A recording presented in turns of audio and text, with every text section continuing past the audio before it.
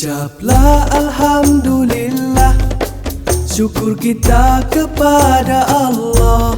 Ucaplah Alhamdulillah, syukur kita kepada Allah.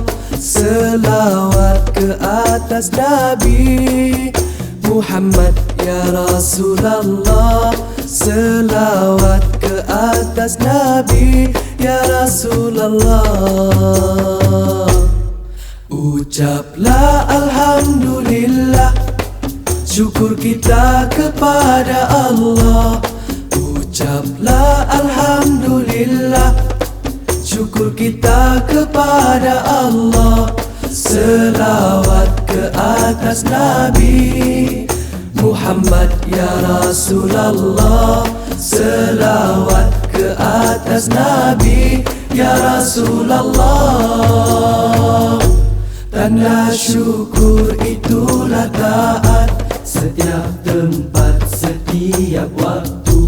Syukur itu dapat dilihat pada sikap dan tingkah laku. Marilah bersama kita bersyukur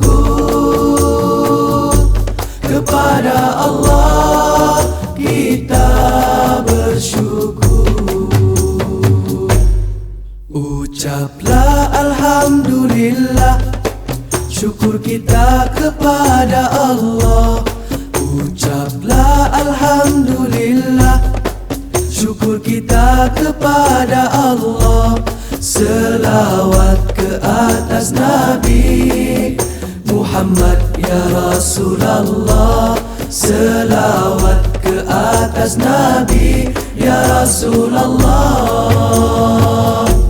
Syukur itu sifat mulia, hindar dari tamak haloba.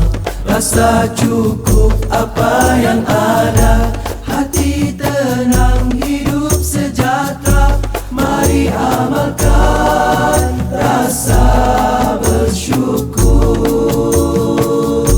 hidup bahagia, aman dan makmur.